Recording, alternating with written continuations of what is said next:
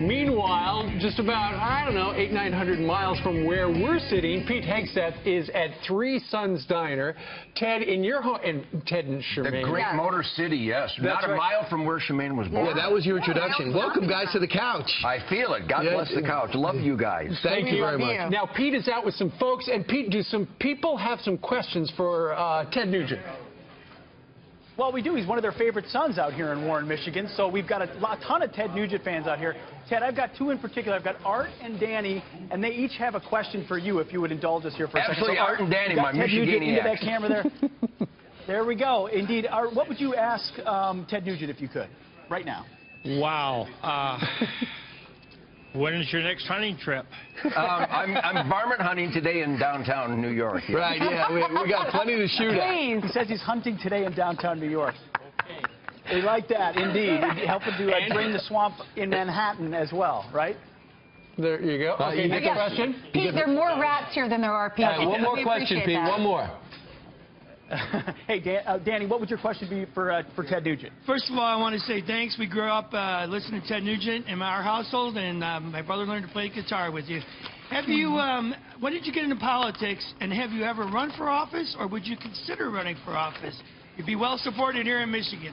Well, I'm a terminal we the people American patriot, and I think I'm doing the most important political job in the world, and that is participating in this sacred experiment in self-government and demanding constitutional accountability from our elected employees. That being said, at the tender age of 69, there is no limit to what I'd be willing to do to help make this country great, especially my great birth state of Michigan, which needs some work right now. Okay. We love you, Right. madly. Thanks so much. That does not sound like a no. That does not sound like a no at all. I don't Charmaine, know the word no. I had my no Well, amputated. and I hear you. And you know, Ted, your lovely wife is there too. You'd have to serve too. Thank you very much, Pete. Now, Ted, you have been mentioned as perhaps a candidate for the U.S. Senate out of Michigan. I've been talking to my Republican friends for a long time, and I'm a hellraiser. I'm what the Founding Fathers wanted all Americans. Well, they like that idea, though. Well, we got a hellraiser in the White House, finally. And it's all about the Constitution, the Bill of Rights, the Ten Commandments, the Golden Rule, being the best that you can be, earning your own way. Wow, I'm radical.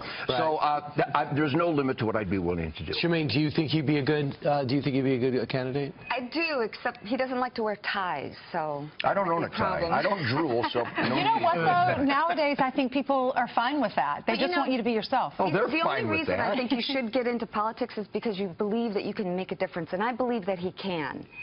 Right. You mentioned we've got essentially a disruptor in the White House like you are, you said a moment ago. What is it that Donald Trump needs to do right now? Because mainstream media, a lot on the left, are trying to make it all about Russia, which there's no evidence of that, and yet that's what everybody's talking about.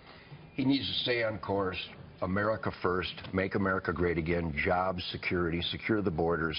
You know, it's so simple. Even guitar players can figure this stuff out. But I think he's on course. And here's the most important thing. If you're not pissing off the idiots, you're an idiot. He's not an idiot. He's driving the idiots crazy. So I'm so proud of him. All right, Charmaine. Go ahead. What do you think about middle America? You know, it's easy for us to sit here in New York City or reporters in L.A. to tell the audience what they want to hear or what they think needs to happen for America. But what is real America? What are the real Americans in Michigan and other places really feel? You're asking the right guy, and I bring you greetings from the duck hunters of America for you people getting up so early in the morning. We love the way you do that.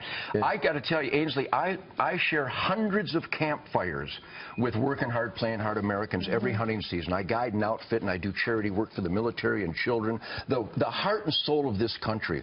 And they like everything about the status quo crushing crowbar of Donald Trump. That's why we voted for him, and it's why we didn't vote for McCain or Romney. They brought a doily to a grenade fight, and we wanted somebody with a little bit more piss and vinegar. And that's what the president represents. There's a working hard, playing hard pulse in this country that finally has representation. What about a middle America from the female perspective? Well, everybody is working hard, playing hard. Oh, that was the female perspective. I think there's a growing population that wants to return to our roots, wants to live off the land.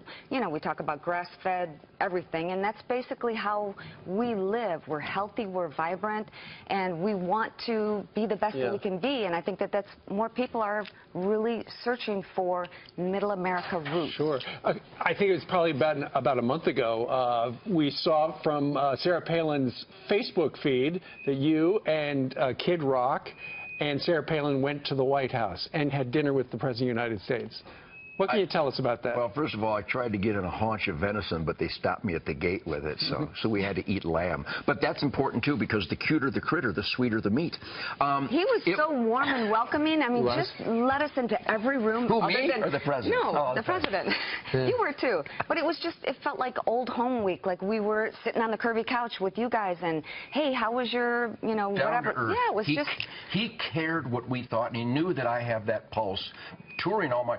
I've done 6,580 concerts in my career. I'm going out for the greatest tour of my life, and I've had a meeting before and after every one of those concerts. Cops, teachers, my union buddies, my hunting buddies, just carpenters and electricians.